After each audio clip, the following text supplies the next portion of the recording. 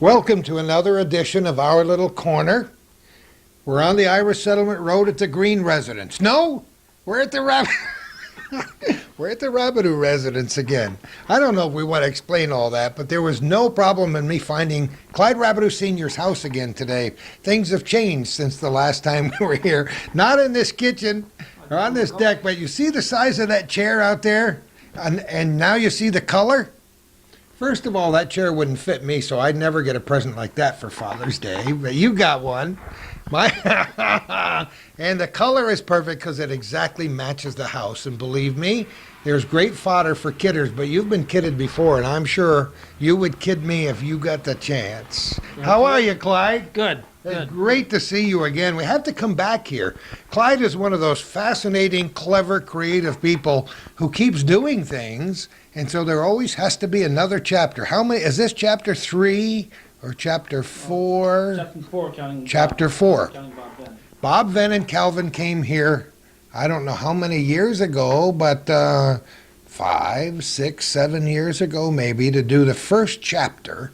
And what book would that have been that you wrote back in those days? That was the first Rabideau genealogy book. And now you've done 3 of those? I've done 2 genealogy books. One story is of the Rabideaus and several other books. This one I have right in front of me that you saw a picture of in the very beginning is is an update of the Red Book. It's more than, it's an update, but it's got twice as much information in it as the first one. I found many more lines of Rabideaus that I didn't have in the first one. It's amazing. Now, just do you have every spelling here on the cover of this one? Yes, every leaf of that tree has a different spelling of the name. I think there are 61 spellings. That's whose idea was this tree? Actually, it was my sister's idea. Really? I had the tree, and she had come up with the tree, and then I come up with the names. But it was her idea. I told her she's got credit for it. That's absolutely incredible. And there are how many spellings? 61 spellings. We've talked about that before, but that is truly amazing.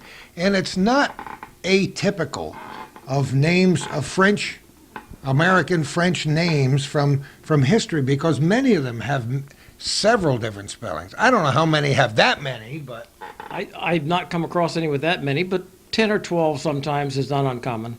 So some people who know you and the way you spelled your name, Rabideau, might not even recognize the name with some of these spellings. Huh? If you go up to Malone, they'll say there's a Rabideau. That's my son was up there the other day, and they call him Rabideau. So, it depends where you are, even in upstate New York, and how it's pronounced, how it's spelled. Well, you got into this whole thing, and you got the family tree. I hefted this book. I have no idea how much it weighs. It's, I could almost tell you the postage, but it's over 700 pages, and it was quite a feat to get it published. You're one of those people like me, I guess, that if you get an idea, you want to follow it through no matter what happens. Sometimes about halfway through, you regret that you ever got started on it. But this one itself was a big project for you. Yes, it was. And that was, after that book, I almost swore off. But of course, that only lasted a couple months. My interest I got interested in something else, or I had other projects going, and continued on with them. And just researching your family tree alone has taken you tens of thousands of miles. You know the number of people, though, that I've met in this tens of thousands of miles? I've met so many nice people all over the country. I mean, it's just been such a rewarding experience. I loved the other book with all the anecdotes and the stories from every place you went to. They were delicious. Well, that's what's got me on my current project. Oh, there's a current project? Oh, there's 2 of them. First, I'm finishing the cemetery project that I started 5 years ago. It's going to be 5 years recording the headstone inscriptions in all the cemeteries in Clinton County. And I started that just basically to donate the information to libraries and genealogy societies. It's sort of mushroomed beyond that, but the project now, I've got all of I copied the last cemetery in May of this year up in Churubusco. Cold. It was frost that morning. My fingers were cold, my feet were cold, but it was my last cemetery, so my heart was warm anyway. Somebody said to you, "What are you doing here?" See, it's a little more than that. Said you're crazy. said you're crazy, but that was the caretaker of the cemetery. You know, we, the people who watch this program called Our Little Corner on a regular basis and who've seen the previous chapters went to a small cemetery with us, and we learned how you crawl on the ground and use a mirror and Yes. try to get the inscriptions on those stones. But you did it because you thought it was an important thing to do. When I was doing the research for the Rabideau genealogy, I found a lack of information in this county. There was just not any source. There was the cemeteries had been done, or most of the cemeteries had been done about 1950 or 60 by the McClellans, and of course their project was very useful. But there was no update. There was no one place where you could go to find it all. So I said there was a need. If there's a need, I guess that's where you go. Well, I know it was interesting for you to do, but it's also wonderfully important tool for people who are doing their own genealogy. I mean, I don't know very much about genealogy, but I'm very interested in it, and I admire people who do it. And seldom a week goes by that I don't get a telephone call from somebody saying, "Do you know about the cemetery up there? And do you know if there are any so-and-sos buried in that cemetery? And you and I both know Marie Gannett up in Shazy, and people stop in there. Somebody stopped in there. Somebody came to my house, actually my place of work, all the way from Maine, looking for Vaughns. My wife was a Vaughn. We were looking for some old guy named Vaughn, wanted to know where he was buried, and I gave them a copy of one of the Vaughn histories that I had at home, and they were pleased. They went up to see Marie. But the books like you're writing, these cemetery books, are just invaluable for people to look up names. But I don't think the average person who looks at those books, and now, how many books did it take to do them all? It's going to be volume 3. The 3 volumes will take care of show the 155 cemeteries in Clinton County. I mean, that rolls right off the tongue, 155 cemeteries. Well, last time we talked to you, you had just finished St. Peter's Cemetery. That was volume 1, I believe. And that was no small job, just that one cemetery. No, that one cemetery, I think, was about the largest cemetery in Clinton County. Riverside and St. Peter's were 2 of the biggest cemeteries in Clinton County. And there is so much tremendous history right there in those cemeteries. Oh, no question about it. The names, the dates, the stories. And how the names evolve and change over time. You're talking about this name changing. You can just see how the names change. Yeah. So this, whether or not you sold 1 million volumes of these books, when you finish a project like that, you must say amen. Man, it's got to be personally satisfying. Oh, no question about it. When I did that last cemetery, I came back, I didn't say amen. I popped a cold one. And then said amen.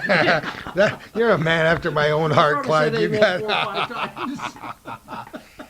Yeah, because when we talked to you about this project, you'd only done 30-some cemeteries for those people who watched the thing. And what I started to say a moment ago is the fact that somebody who looks at the book has no clue how many thousands of hours it takes to literally crawl on your hands and knees. Some of these cemeteries are overgrown with brush.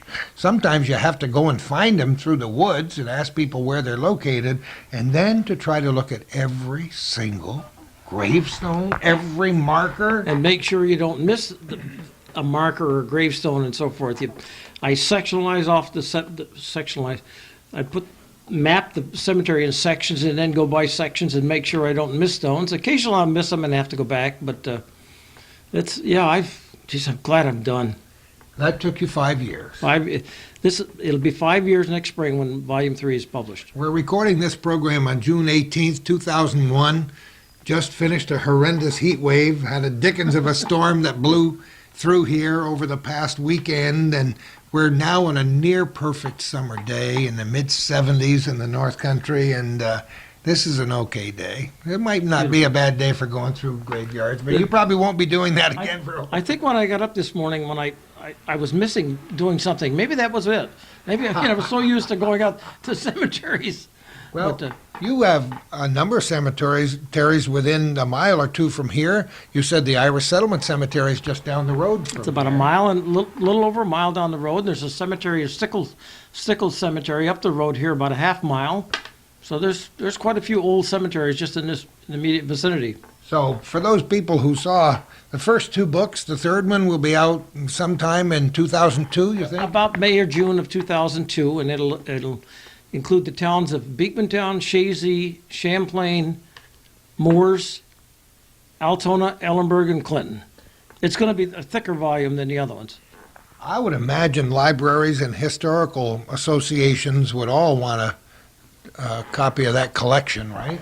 Well, yes, I didn't know this, and as I said, I was doing them primarily to donate to about 25 societies and so forth. But I printed the volume 1 and 2 twice, and I'm now out of volume 2. Are you really? Yes, I've got to do number 3 printing. So Now, these books, for those people who might be watching this interview with Clyde for the first time, there aren't publishers clamoring at his door to pay him stipend, an advance of $3 million to go and do the cemeteries of Clinton County.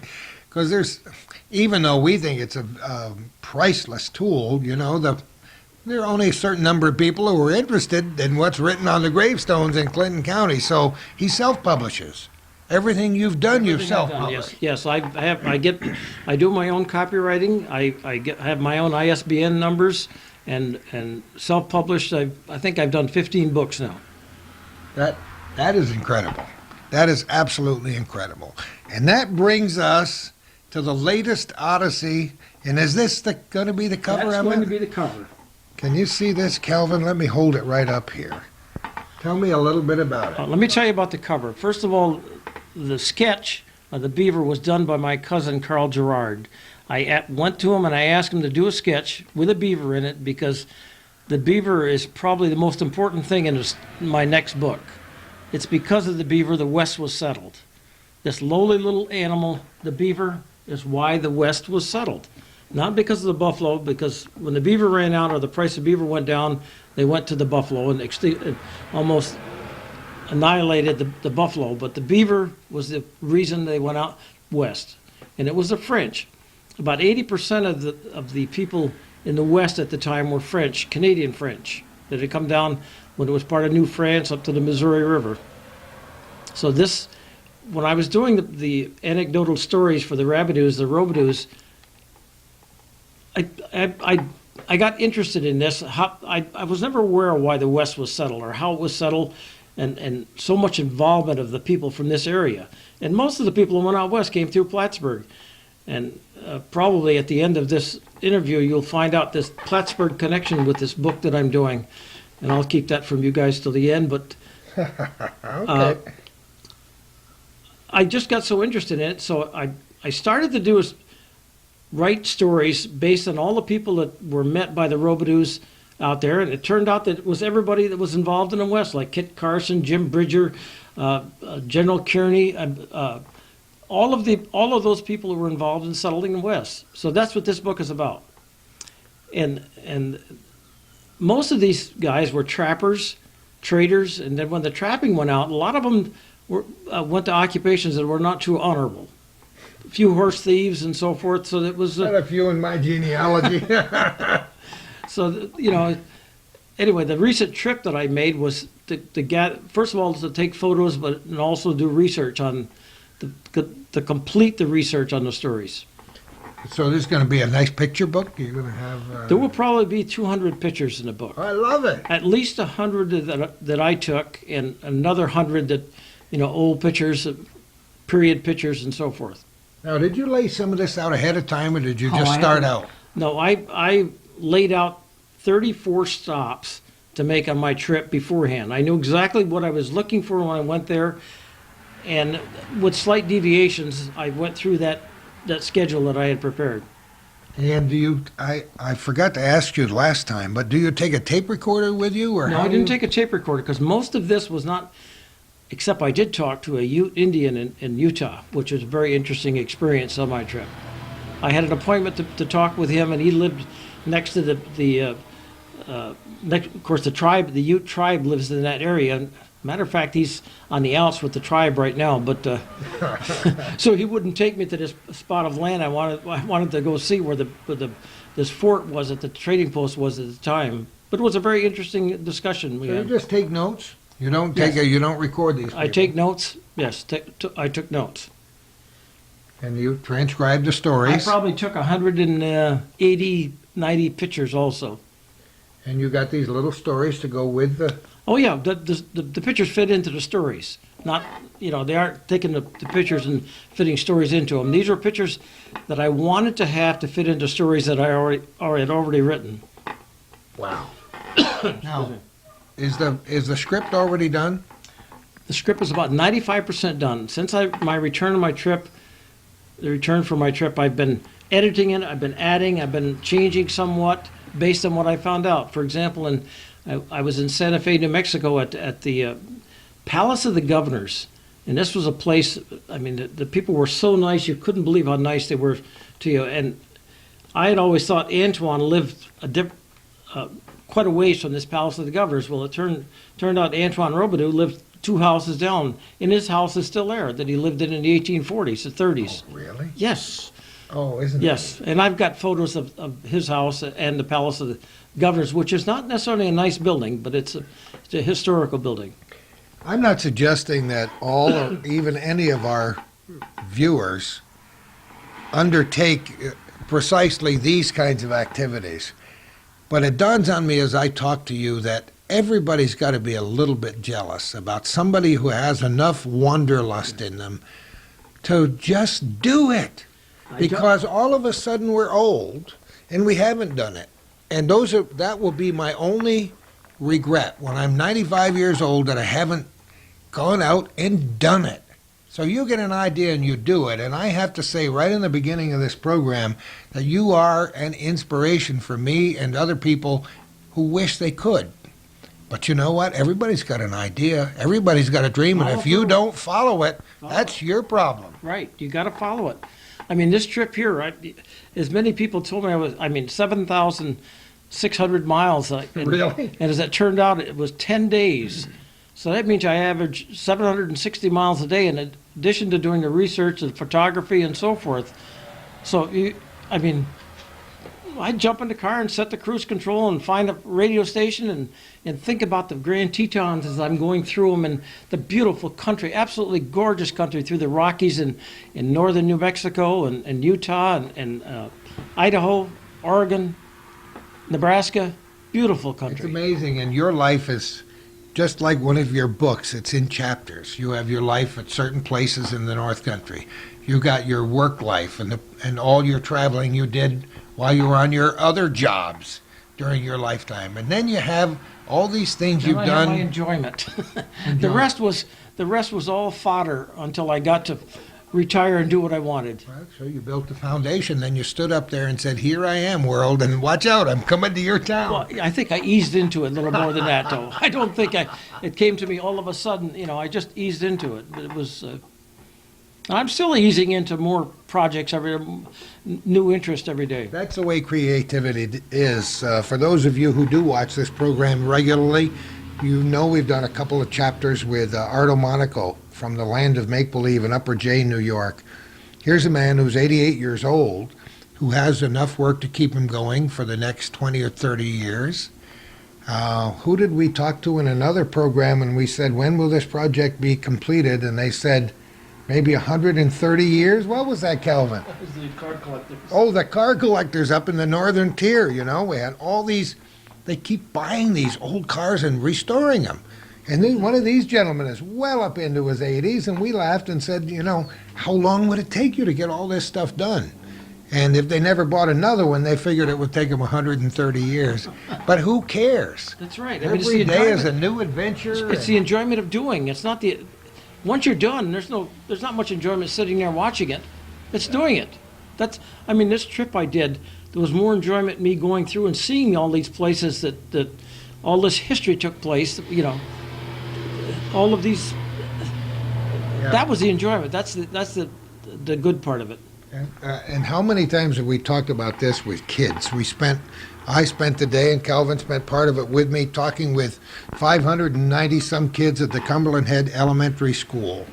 As I said, we're recording this on June 18th, several days ago on last Friday. And these people came from all over to talk about Lake Champlain region. Anybody connected with the northern end of Lake Champlain, and there were people there from the Black Watch in Canada to people talking about wildlife and authors and wood carvers and so on. And it just points up the creativity of people. Well, sure, we can get to be 60 years old, and if we're lucky, retire from a job and sit and let the world go by us, or look at the world through our television set, and I've got nothing against television, but we can also pack our little suitcase, fill the car up with that very expensive gasoline, and hit the road. So you can let the world go by you, is what I'm saying. You could sit right here on your lawn and never go to Hawaii and watch the world go by on the Ira Settlement Road. Or you can get out in the road and join the traffic and see what's happening. And that's what you've chosen to do. Absolutely. I mean, I am probably the last person in the world that I would have thought in my youth that would love to travel and see this country. I would have never guessed there were so many beautiful spots in this country. Yeah. I mean, and you can see why everybody throughout the country calls their place home. They've got just as nice of features as we have. They're different. It's home to them. It's not home to us, but there's still beautiful country out there. Well, that's why we do this program, to get a lot of different points of view and meet people and find out what their philosophies are. So you're going to show us a little bit about this trip. What? He's got his little show and tell over here in this very clever makeshift easel. Well, I supposed to speak at the Genealogy Society in Keysville this fall, so I had to print out the pictures of their digital pictures that are in my computer. So I printed them out and got them on the board here, and I put them in the order of stops that I made. And if you'll bear with me, I'll try to explain the stops I made and what I did and whatever else comes to mind along the way. We're going to begin that process in just a moment. I should have known we'd get a soda can with your name on it. He says, you want something to drink? And he brings out this. Now, you got to give me the history of this. This is too cool. Okay, there's this company in Missouri that there's a famous aquifer and stream in Missouri, the Rabideau, named after one of the Rabideaus in Missouri. And that's how they pronounce the name there. It's the pronunciation that they have from Missouri out to California is Rabideau, regardless of how it's spelled. Anyway, he uses the artesian well water from the Rabideau aquifer to bottle his drinks. And when I stopped in, he didn't know the history of the Rabideaus. And of course, before I left, I exchanged a book with him for a case of soda. What a great idea! Yeah, I mean it was, and plus I got some pictures on stop number 2. It was just a human interest stop for me. I was interested in stopping. It had nothing to do with writing the history of the book. Researching the book or anything. It was just a stop that I wanted to make. Well, we're honored to drink the Rabideau soda from out west. Let's start with their picture. Okay. You just point to things, and I'll hold the microphone and tell us what we got. I left here on the 1st of June. It was about 2:30 in the afternoon, and I drove to St. Louis, Missouri. 1,367 miles, matter of fact. Unbelievable. And the reason for my going to St. Louis was to visit the Bellefontaine Cemetery. It's a famous cemetery in St. Louis. It has 330 some odd acres. A groundskeeper from Brooklyn, they got there in 1849 to map it out. Beautiful cemetery. A lot of famous people buried there, but there were several people in my stories that I'm doing that are buried there. So I wanted to go and photograph their memorial or headstones and so forth. And the first one, of course, is William Clark of the Lewis and Clark. I mean, I don't have to explain who he is, but if you're dropping names, that's a pretty good one to drop. He has quite a bit to do with the history of the West after this expedition that he and Lewis went on. And in the same cemetery, Thomas Hart Benson was a famous senator from Missouri. He was 30 years from the time it became a state. For 30 years, he was a senator and obtained a lot of funds for settling in the West, and quite important in the West expanding to what it now is. And of course, there's Stephen Watts Kearny. General Kearny was another famous gentleman that I don't especially like, because I don't think he was that good a military expert, but that's my personal opinion after researching his history. Robert Campbell and William Sublette are the founders of Fort Laramie. Oh, wow. And they interacted with other trappers and traders and the Robidoux in the West quite a bit. There was quite a bit of interaction between William Sullett, Robert Campbell, Kearney, and Clark and the Robidoux. So those are what I wanted to get out of that cemetery. And I took several photos, but these are just some of the photos that I took there. Yeah, good pictures. These are all done with a digital camera? Yes, yes. Boy, that's nice. As I said, I don't know if I said what time I got there. It was about 8:30 in the morning. Oh. And very helpful. They had maps of the cemetery. It's a very involved cemetery. And if I didn't have maps, I'd have probably been looking to this day for those. I got out of there about 11 o'clock and headed about 70 miles, probably 100 miles west of it, to Warrentown, Missouri. And as I said before, this is where the soda is bottled. It's the Rabideau Beverage Company. And I just took a couple pictures to show that That's neat. I That's went great. I went from there to Independence, Missouri. And the reason for Independence, Missouri, Mount Washington Cemetery, is that Jim Bridger's buried there. And Jim Bridger's one of the characters of my stories, and he's pretty famous throughout the West too. He did a lot for settling the West. And I got this photo. That night, I stayed at the, and I just realized as I'm talking, I missed a very important stop here, Fort Osage. Ah. Before I got to the Mount Washington, I went to Fort Osage, which is in Sibley, Missouri. It's about 40 miles east of Independence, Missouri. I don't know if I've got it elsewhere in here, but I notice I don't have the photos there for it. So what'd you do there? Fort Osage was built in 1826, I believe, and took photos and got some information on it and so forth. Several of the Robidoux and several of the people out west, this was the beginning of the Santa Fe Trail for quite a bit, for about a 12-year period. This was the first government post in that area, and it was on the Missouri River. Sibley, Missouri is right on the Missouri, and the people who wanted licenses and so forth to travel further west than that, that's where they started from. That's where they got the license, and that's where they left from. Anyway, I went from there to Independence, and I spent the night in Kansas City, Kansas. I've got to be careful because I went across the border 4 or 5 times trying to find a motel. Yeah. So I ended up in Kansas City, Kansas that night. Got up early in the morning, headed south. Went south for about 100 miles to Fort Scott, Kansas. Oh, my.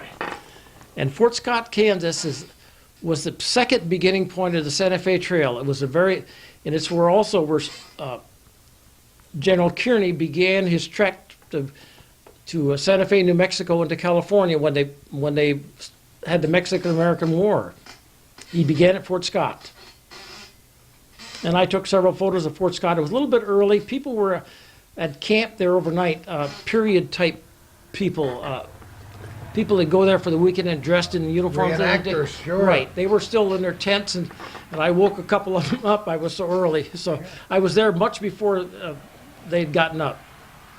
Nice shots, though. Beautiful picture. Yeah, I mean, it was so nice. It was really nice and peaceful there, and I was all alone walking around there. And you knew there was a family tie-in with every one of these Oh, places? yes. Unbelievable. Yeah, not necessarily family tie-in, but at least a character or a person in the West who interacted with, Yeah. it crossed. When I left Fort Scott, it rained harder than I've ever seen it rain. I've seen it rain hard up here. It rained so hard that traffic was right down to 5 miles an hour. I mean, it was hardly going. But my next stop, I stopped on the Santa Fe Trail in Kansas, and this shot of it is actual ruts of the Santa Fe Trail. I should point out that for those people who've ever flown over this area, you can see it from the air, and it's so much. You could stand right in the middle of it and not have any idea you were on the Santa Fe Trail. But this is a significant part of American history. Oh, yes. I mean, The fact that it's still parts of it are still visible after all these from years. Fort Scott, I'm following the Santa Fe Trail right down to New Mexico. And after finishing up at I ended up in Trinidad, Colorado, and it was getting quite late in the day, but they've got quite a statue. Again, it's on the Santa Fe Trail, quite a statue to Jim Bridger. It turns out that quite a few towns, quite a few places try to lay claim to heroes or what they claim are heroes, or important people in the settling of the West. Now, Jim Bridger actually, he was buried in Independence, Missouri, but they've got a statue in Trinidad, Colorado, because he went through that area and spent a good deal of his time on the Santa Fe Trail. After Trinidad, Colorado, I got down to Raton, New Mexico, and I hope I'm pronouncing that right, and that's where I spent the night. And the next morning, I headed to Morrow, New Mexico, and I was headed there to find the memorial for Saron Saint Vrain, who was French, but the only Frenchman in all of this story that wasn't from Canada. He was direct from France. But anyway, on my almost to Morrow, I noticed something on my right eye. It was an elk that was caught in the fence. A herd of elk were crossing in front of me, and I got a photo of them, and I didn't have a chance to zoom in, so it didn't come out that good, but there's... You can see him, that's great. I mean, I'm sitting there all excited and rolling down the window, trying to think of what I should grab for it as a camera, but that's the most successful thing I found in Morrow, New Mexico. I didn't find anything on Saron Saint Vrain. Oh, you didn't find anything? I searched, I went through the cemetery, I went down and talked, went and got a cup of coffee at the store, and there was a policeman there and 2 or 3 natives, talked to them. I went back and searched some more, didn't find anything, come back down to a restaurant, and I tell people what I'm looking for, and they all say, "You went through the cemetery?" I says, "Yes." He says, "What about the rattlesnakes?" I said, "What are you talking about? Don't try to scare me." He says, "No, we're serious. It's full of rattlesnakes." I never saw one. I left. Probably said he's from Clinton County. We don't want to fool around with this guy. Towels. Unbelievable. Oh, God, that's all we needed was a rattlesnake attack in the middle of all of that. You've taken some incredible photographs. Anyway, I headed for Taos, New Mexico, and this is Kit Carson's home stomping grounds. They have a Kit Carson Memorial Park there. They have the plaque to him. He's buried in the park, and several members of his family are buried in Kit Carson Park. This is in Taos, New Mexico, which was an important trading place before New Mexico became a territory, even when it was part of Mexico. And from like there, our sound effects every time he touches Great Creek. That's beautiful. Yeah, those are my great. bones. That's not the church. Those are great pictures. This is the house that Antoine lived in 1840s. Ah. This is right now. It's 109 Palace Boulevard, and it's only about 30 feet from the Palace of the Governors. This is the Palace of the Governors, where the government of New Mexico or Mexican, when Mexico had it, and also when it became a territory. But anyway, this is his actual house, the same stucco house, with a 10-room house at the time he lived in it. It's still there. These buildings have been fairly well preserved, and Yes. I don't know if any of our viewers have ever tried to preserve a stucco house. You got to go and you got to be changing that, putting new stucco on every few years. So that's no small job. And I think I went 30 miles around Santa Fe, New Mexico, looking for this, back and forth, back and forth. I went out to the state archives in the outskirts of Santa Fe, and they sent me back, and I went back and took some more photos, but I did some research, quite a bit of research at the state library and the state archives in New Mexico. Gee, that's Very, wonderful. very helpful. Yep, that's great. I headed from there to Durango, Colorado, and I went to Durango because Antoine Robideau's wife had died in Durango in 1888. And I got a copy of the obituary out of the local newspaper in 1888, but there was no more information than that, and I couldn't get any more detailed information on her life other than that. Anyway, when I was in Durango, I called a friend of mine, Mary Lou Asbury, in Cortez, Colorado, and she is a 5th-generation descendant of Joseph Robideau of St. Joe, Missouri. Oh, so I went over and had coffee, and we exchanged stories and so forth. And from there, this is the 3rd day, I know. I think third or fourth day? 4th day, I think. I lost track already. I don't know, but time is going, Anyway, I go to Delta, Colorado, and this is the rebuilt fort. This is Antoine's fort. And that should be an N. That's my typo there. Uncompahgre. It's an Indian, but it's Fort Uncompahgre, and they've rebuilt it. In fact, in this building right here, Dan Duder is the person that's there in period garb and so forth, and he's a trapper. So we had quite a conversation because I had trapped in my youth. And I spent at least 2 or 3 hours in this fort looking it over and so forth. Within 10 miles of that, it's the town of Rabideau, or at least a sign where the town of Rabideau used to be. Again, named after Antoine. That's also in Delta. Boy, there's another typo. There I headed up to Westwater Canyon, Utah. This is the carving that Antoine made in 1837 in French on the walls of the Westwater Canyon. Wow, what a picture.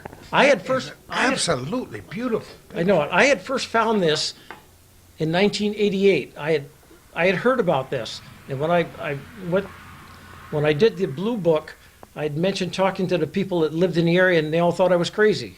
But yet, it's there. I mean, it's still there from 1837 in French. And you notice his first name. I don't know if you can see it with the camera, but he used the French Anton.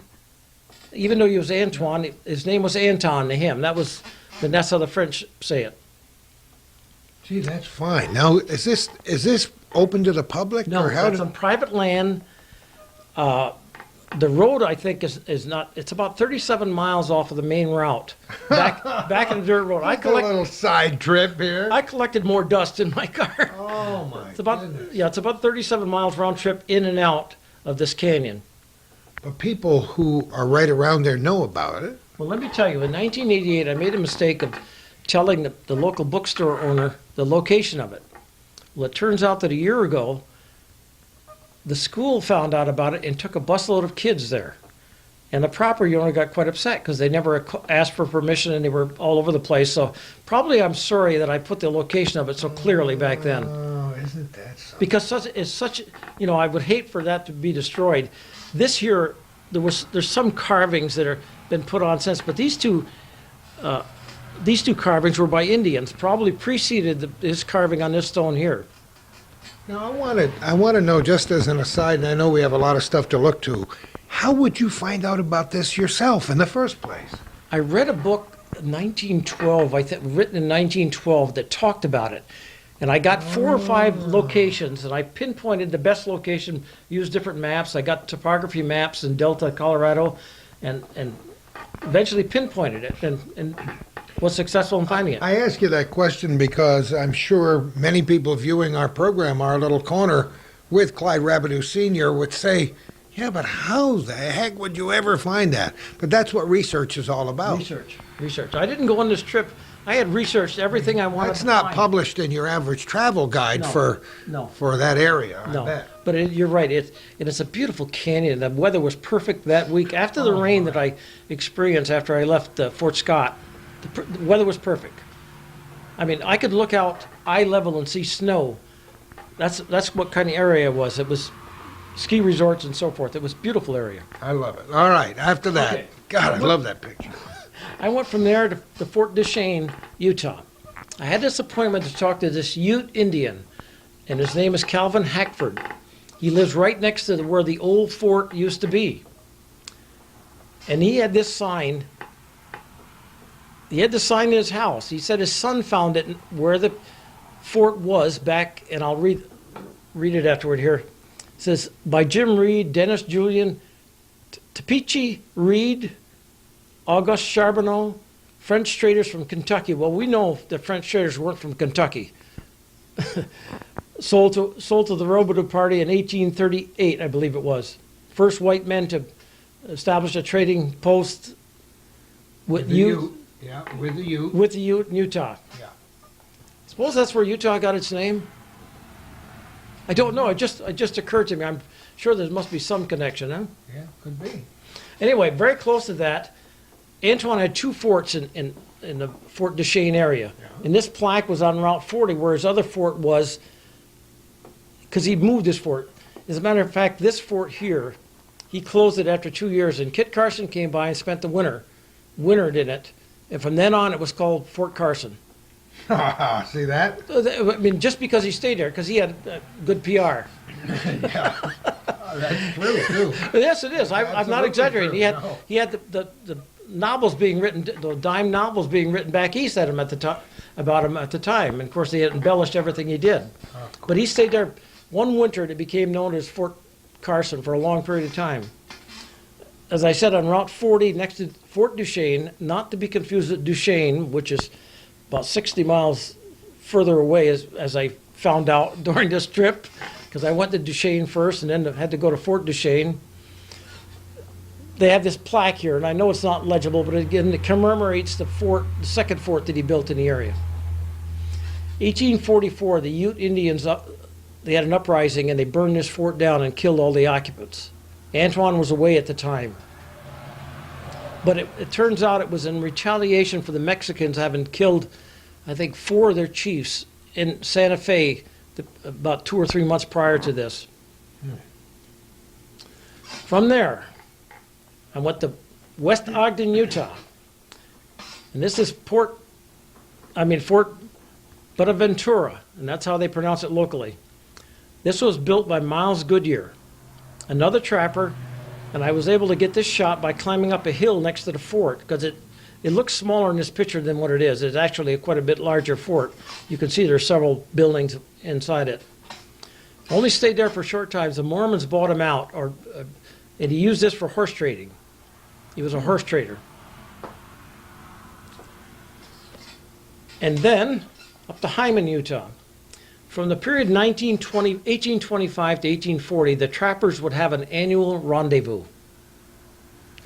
And if you didn't show up at the rendezvous, that meant you'd been killed in the previous year. Okay. That was no other way to look at it. If you were anybody of any import, you did not show up there, that meant you had died. You were dead. You had to show up, tell stories, tell tall tales about the previous year and how many people you'd seen killed and so forth. But this was the site of the 1826 rendezvous, trapper rendezvous. And it's Cache Valley, Utah. And Cache Valley was named because the trappers used to cache their furs there. Yep. That's perfect. Yep, that's how it got its name. Yep. It's next to Hiram, Utah. And it was quite a story about. I got all confused, and I went up to Portage, Utah, and I had to go back to Hiram to get the picture, or visit the site.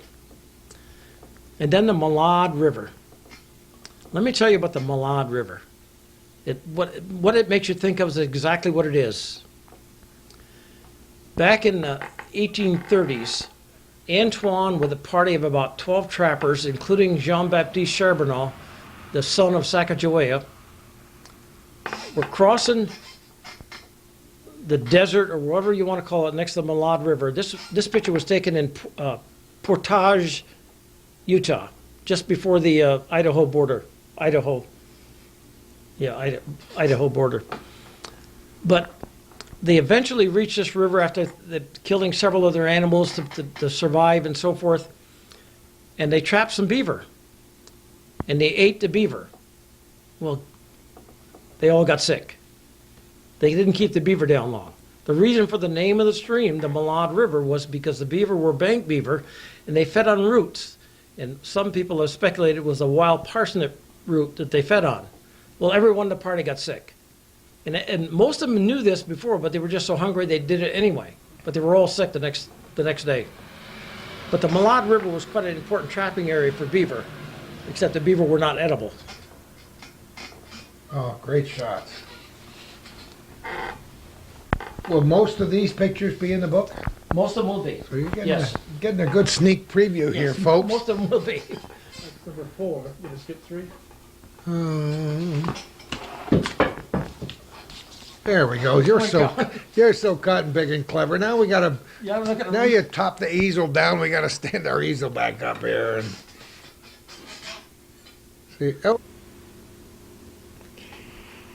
We're talking with Clyde Rabideau Sr., interview number 3 or 4, depending on who's counting and where you're counting from, on the Irish Settlement Road, and taking a trip throughout the United States. And he mentioned the name Sacagawea a while ago, and I said, wait a minute, we got a coin with her picture on it.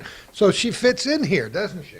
Yeah, her husband, Toussaint Charbonneau, was born in Boucherville in 1751, right next to Montreal, where all of our French ancestors come from. I mean, he was not a half-breed, as was said during the Lewis and Clark expedition, and everyone that talks about it. As a matter of fact, when he was hired as a guide for Lewis and Clark, it was a package deal, and they refused him the first time when he said that Sacagawea had to come with him. It was only the second or third time that he approached them did they agree to it. So there wasn't any consideration of how valuable she would be when he was hired. He was hired, and she was a burden. That's what they thought when and of course she proved to be invaluable when they went to her Shoshone family and so forth. Anyway, Oh, that's great. Okay. my next stop after leaving the Malade River was going to Jordan Valley, Oregon, where Jean-Baptiste Charbonneau, Sacagawea's son, died and was buried. And they have quite a memorial there to him. He was involved, as I said, with Antoine. He was a trapper afterward. Clark more or less adopted him, didn't officially adopt him, but became his mentor, and gave him a good education. He went to Europe and so forth. So he was quite prominent in the West. Died of quite a young age in Jordan Valley, Oregon. From there, I went to Daniel, Wyoming, and I've got two stops here named Daniel, Wyoming. They've got several memorials there. First of all, Father Pierre de Smith. I don't know if you've heard of him, but he was a very famous Catholic priest that worked primarily with the Blackfeet, but he baptized a lot of half-breeds and several Rabideau children during the period of time. So there was a lot of connection back and forth, and he also attended several of the rendezvous. But they've got quite a memorial for him there in Daniel, Wyoming, or right next to Daniel, Wyoming on the Green River. Very close. In fact, the same place where they had the last 1833, 36, and 39 trapper rendezvous. Again, they only lasted till 1840 because one of the main reasons was the beavers were dying out, and the clergy was taking over the. There wasn't any fun going just to get preached to. That's not why you went to a trapper. But that's serious. Father de Smith. It is today, right? They got a memorial to the trappers in that valley also, and also I took this photo of the valley where the actual rendezvous were held at the time. I did go to a museum in right next to there in Pinedale, Wyoming. That there were no photos there, but they had quite a bit of information about that I did some research on. From there, I crossed over. Went about 150 miles north to the Wind River Indian Reservation in Washakie, Wyoming. And Washakie was Chief Washakie of the Shoshone tribe. Sacagawea Cemetery, Sacagawea Headstone, Baptiste Headstone. There are 3 headstones there, Lizette and Baptiste and Sacagawea. The only trouble is that's not where she died, and that's not her. Really? She died in 1812 in Mobridge, South Dakota at Fort Manuel. There's substantial data that support that. But again, somebody famous, a lot of people lay claim to her. I think this was Toussaint's second wife. That's my theory on this. And the general consensus is that this was not her. Except don't tell that to these people. Oh, no. When I went to Washakie, What'd you say? She died when? You said 1812? 1812, not 1888, as this headstone indicates. That's 70 years, 75 years difference. Yeah, she died at a quite young age in 1812. Very shortly after, her children were quite small. As a matter of fact, John Luddig, in his journals, who was the factor at Fort Manuel, the factor is the one that really handled the fort business, recorded that he took the 2 children to St. Louis, and then William Clark more or less took charge of them at that time in 1812. That's why some of the information to support the theory that she died, and this is not her. But I don't say. That's a whole nother chapter in Yeah. research there, Yeah. because I'm sure there's other written material that would support your theory. Oh, there is. Yours sounds reasonable to me. Well, it's not mine. This is a general consensus. It is today. Okay. 'Cause I never had any clue. Point well taken. Yeah. Okay, from there, I went to Fort Bridger, Wyoming. And Fort Bridger, of course, is a fort that Jim Bridger built. Yep. It was also a stop on the Pony Express. And took some photos. I was early in the morning. That was a morning stop there. Early in the morning, took quite a few photos. And it was an honor system. You went in, you put your money in the thing, and put your sticker in your car, and you went in. Isn't that No neat? one bothered you. Isn't that neat? I know it. Don't you love it in this day and age? But there were probably 50 buildings you could take photos of there. There were just too many. Oh, my. And period buildings. Yeah, I if think. you're on a 10-day trip, you know. Well, you know, there's just so much to do. Anyway, after finishing Fort Bridger, I went to Rock Springs, Wyoming, and that's where I spent the night and ate. And it's the Santa Fe Trail Restaurant and Fort Robidoux Trading Post. And this is a Robidoux that runs this. She didn't happen to be there, but after I ate, I left one of the sodas, the Robidoux sodas, and that's the way she spells her last name. So I haven't heard from her yet. I'd be curious to hear from her. Yep. Okay, from there, back down into Colorado. This is the northern part of Colorado. I'm going into Platteville. It's above Denver, about 100 miles northeast of Denver. I went to Fort Vasquez. I'm sorry. And this is another fort built for trading with and this competed with Antoine down in Fort Uncompahgre. And I took photos of the fort. And both of these forts were next to Platteville, Colorado. Fort Vrain, I mentioned Saron St. Vrain, the only French. This is a fort that he built. And after leaving Platteville, then I had to go north for the next stop. Okay. And there goes the. I'll hold this. You set up the easel. I mean, this is a highly technical and well-planned interview here. By the way, for those people just tuning it in, sorry you missed it, but we've been here for quite a while talking with Clyde Rabideau Sr., the latest of his forays into the history of his family and other families, and some beautiful American history in these photographs. I cannot wait until this book comes out. What's the plan for the time, date? Next Yeah. May or June. Next May or June. It'll be out. So you're going to have a couple of books coming out about the same time, right? As a matter of fact, I'm going to have 4 coming out at the same time. Give me a break. 4? I'm going to have volume 3, The Cemeteries. I'll have the 2001 edition of the obituaries, and a 3-year period of births, marriages, and anniversaries, and this book. Oh God, that's wonderful. You are an amazing and wonderful guy. All right, where are we Fort now? Laramie. So we're in familiar. Fort Laramie is not Laramie. There's quite a difference between Fort Well, there Laramie and is. Laramie. All 100 right. miles apart. This is 100 miles north of Laramie. Now, Fort Laramie has probably got more history to it than any other one of the forts. It was called Fort William to begin with, after William Sublett. Remember the guy in the St. Yep. Louis Cemetery? Okay. It was named Fort William to begin with, then Fort John, and the Robidoux owned a trading post next to Fort Laramie. They moved when the government came in, but because they weren't too well liked by the government. But these are photos of the buildings that haven't been redone, some that have been redone.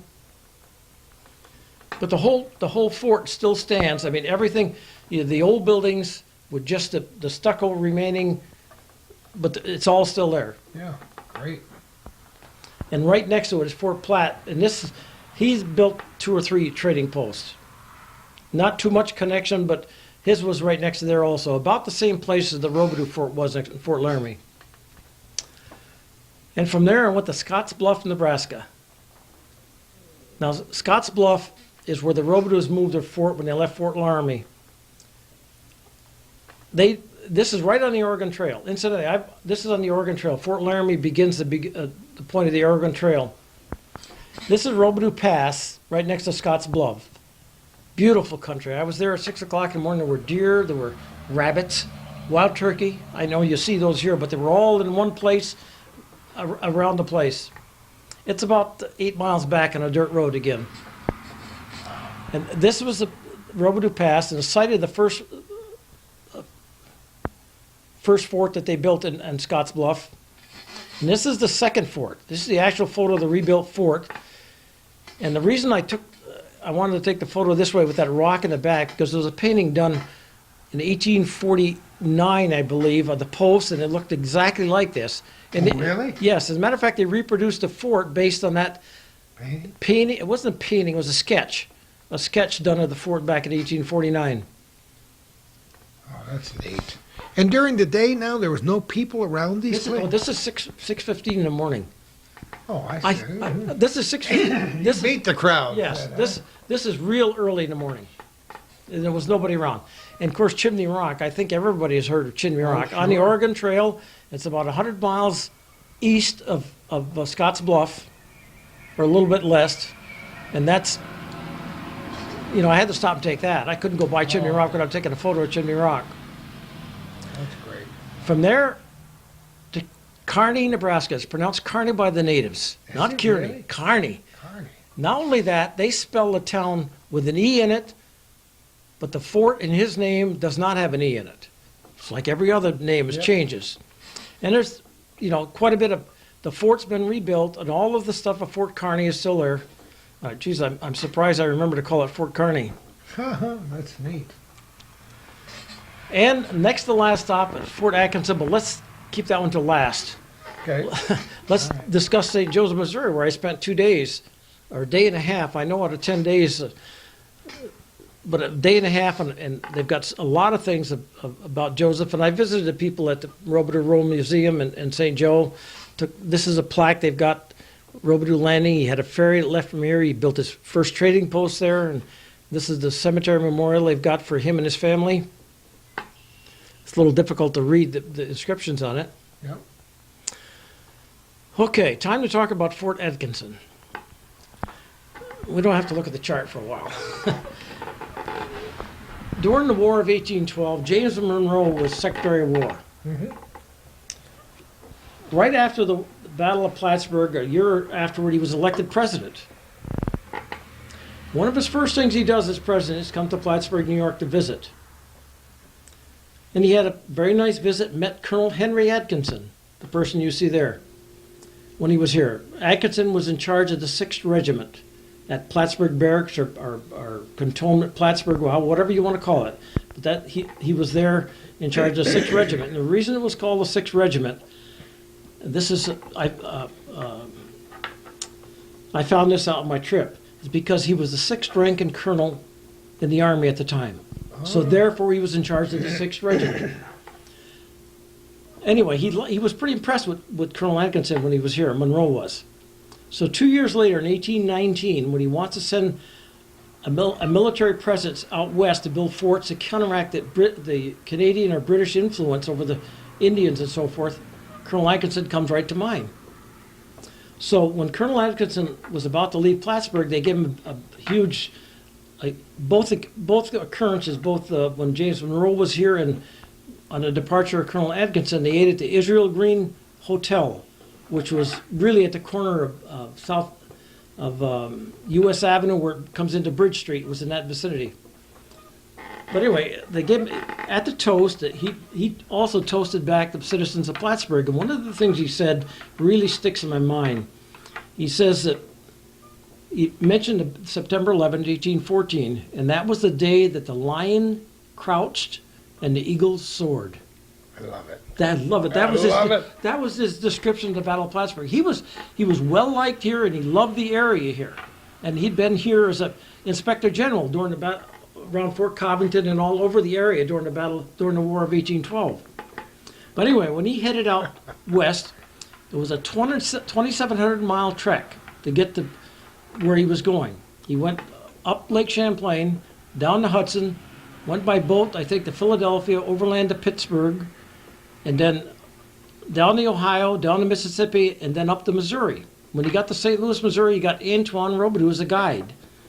There's the connection. Oh, I knew we were working up to something. So Antoine brought him up to Council Bluffs. Now, Council Bluffs, you must remember, was not in Iowa at the time. It was in Nebraska. Oh, It was on the other side of the river. That was Council Bluffs. okay, I gotcha. And that's where this fort was built. Fort Atkinson's built in Council Bluffs, Nebraska, although it's not called Council Bluffs anymore. But anyway, Antoine guided him there. They built a fort. The first winter, he lost about 12% of his men to scurvy and to cold and so forth. Almost the same thing happened to him at Plattsburgh. So that was, this Plattsburgh connection is just, And of course, I researched it locally in I've got the newspapers from the 1817, 1819 to support all of this information that when he, about meeting James Monroe and him liking him and so forth. How can people not be interested in history? You and I meet people every day who couldn't care less about who lived along the Irish Settlement Road, in the 1840s. And that just blows my mind because I'm so excited by just this interview today. Well, this tying all these names in that I'm familiar with, these places that I've read about in history books, and coming right back to a Plattsburgh connection. I know, and the book was going to tie all this. This Plattsburgh connection came by accident. I was researching Henry Atkinson because of his involvement with the Rabideaus, and Fort Atkinson was a starting off point for quite a period of time because it was the closest American presence on the other side of the Missouri, even though it was right on the river banks. It was on the other side of Missouri and in the new territory, not on this side. So it was an important fort for about 14 or 15 years. And of course, it's been rebuilt to this day, identical to its original condition. And the funny part is when I walk in and I walk to the counter and I get the information, and they start telling me about Plattsburgh. I said, well, I think I know about Plattsburgh. That's where I'm from. Well, you're from Plattsburgh, New York? Isn't that great? I know. It just,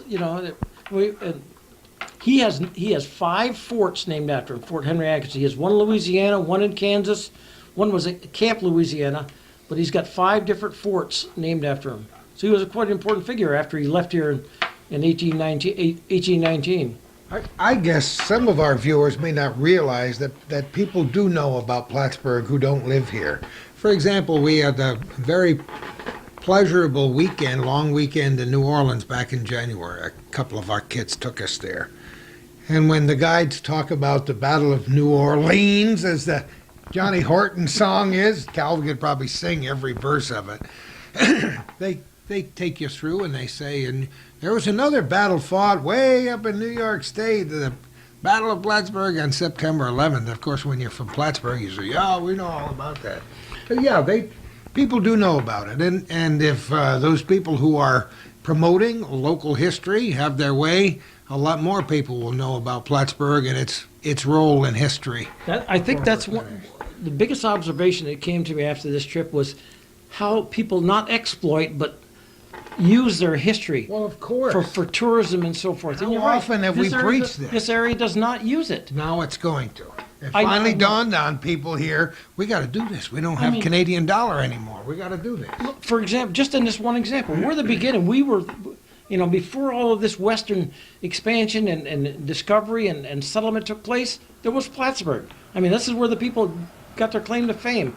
I think I told you before, when I was in Fort DeRussy in downtown Honolulu, when I had our wedding reception at the hotel, somebody asked me if I was in Plattsburgh. I said, yes. He said, well, come with me. Second floor, there's a picture. There it is. Colonel DeRussy, claim to fame, Battle of Plattsburgh. This is 6,000 miles away. Yeah, well, we're uncovering that. No longer is Plattsburgh and Clinton County going to be the best kept secret.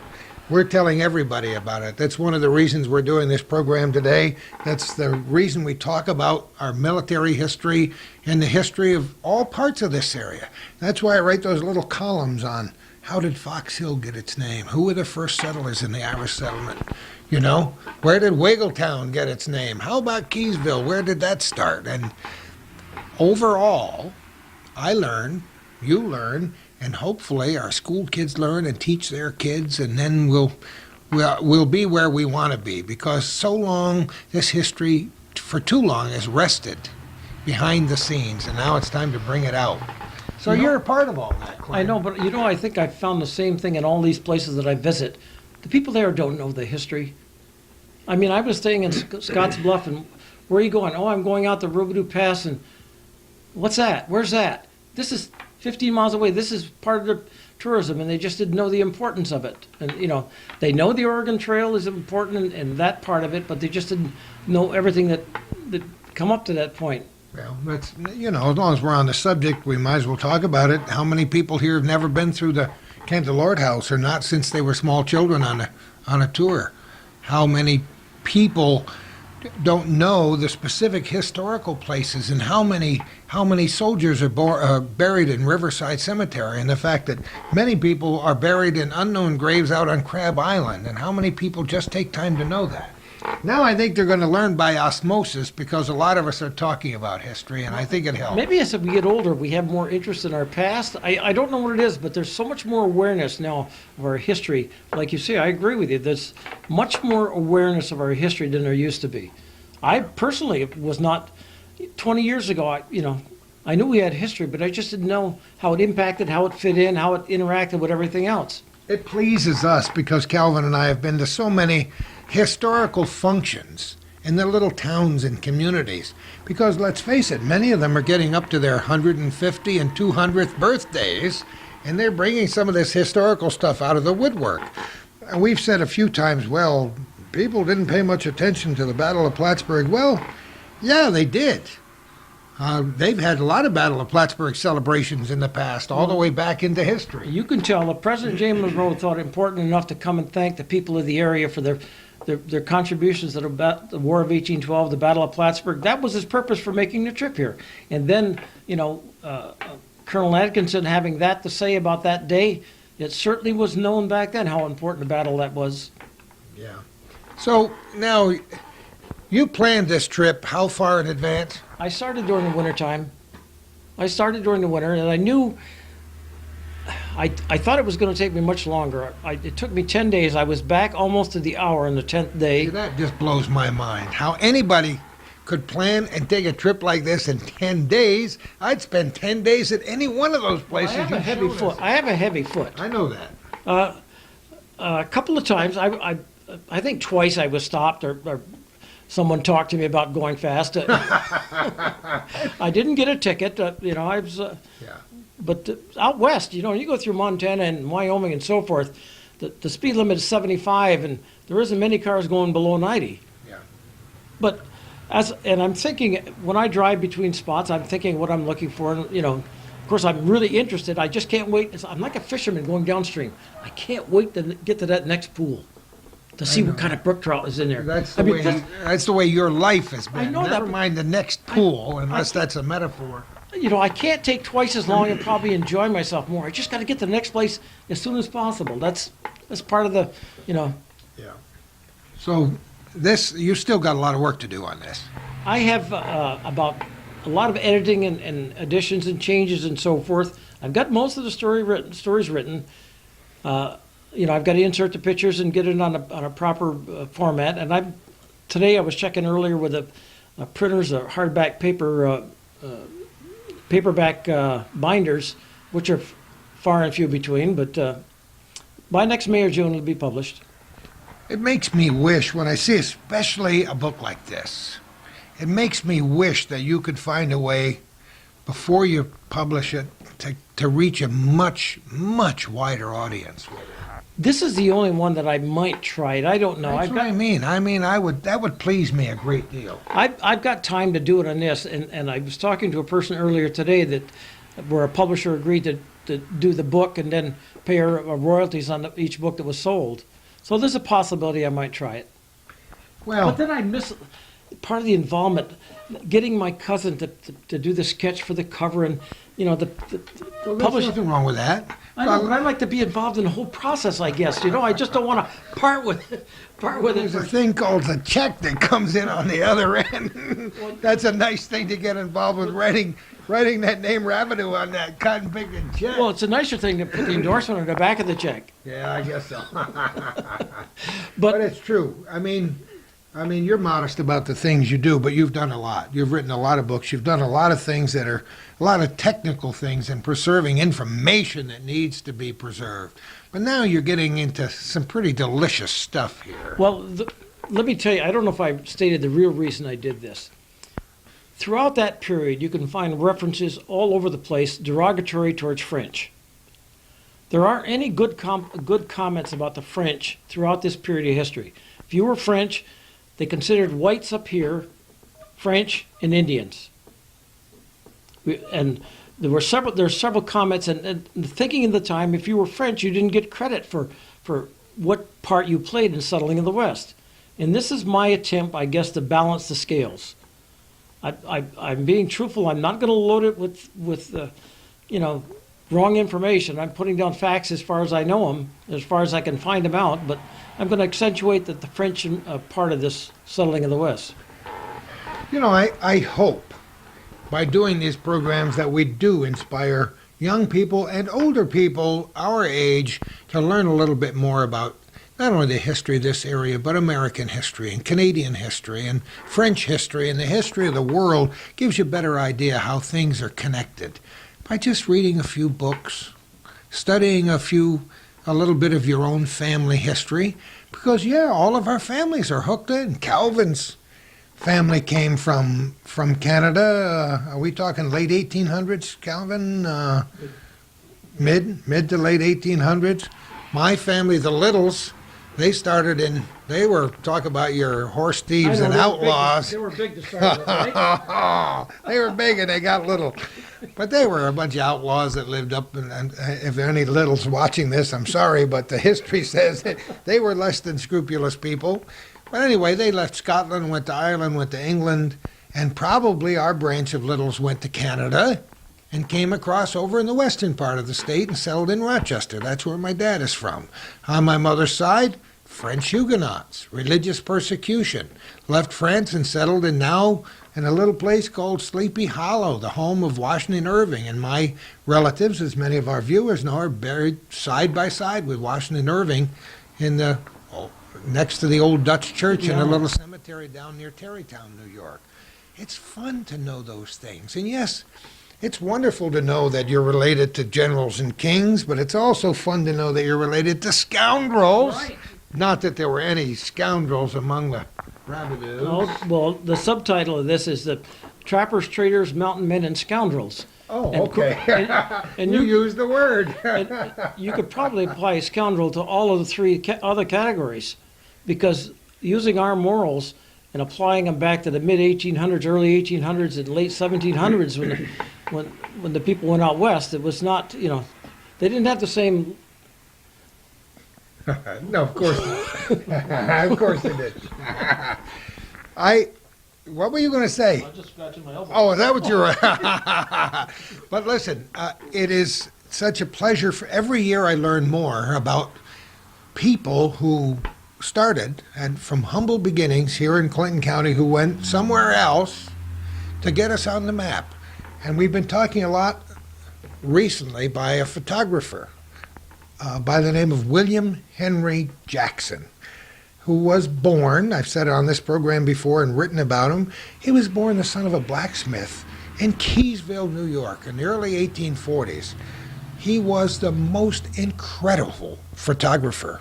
He went on some of these expeditions into the West and Midwest and took pictures of what we now know as Yellowstone National Park. Because of those pictures, it became one of our premier first national park.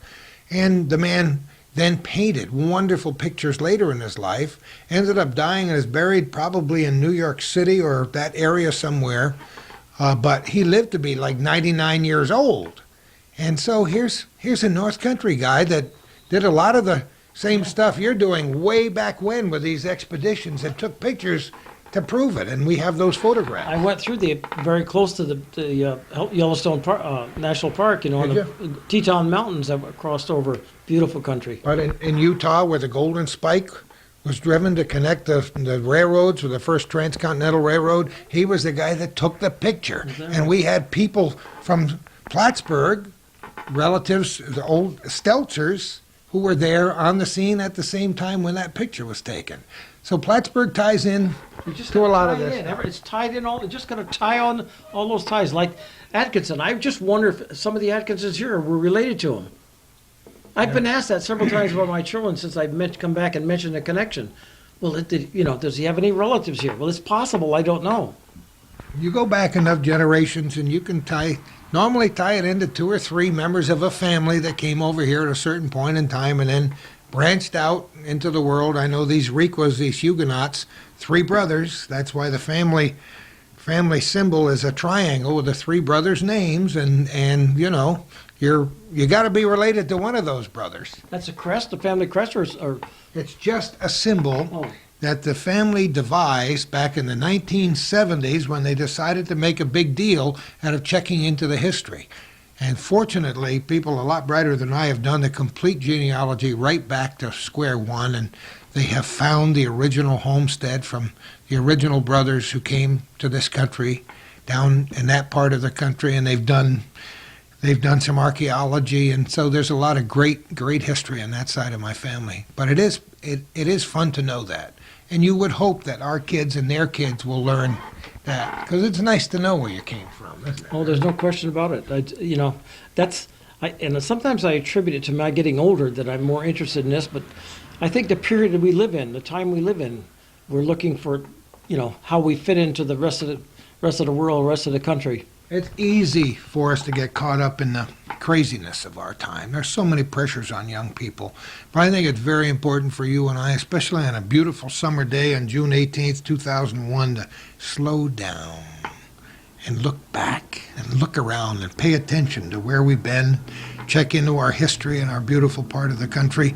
And after this much is done, is there another plan that's just brewing in the pot? I haven't got a plan in mind now, but by next summer I'll probably have 2 or 3. But right now I've got to finish.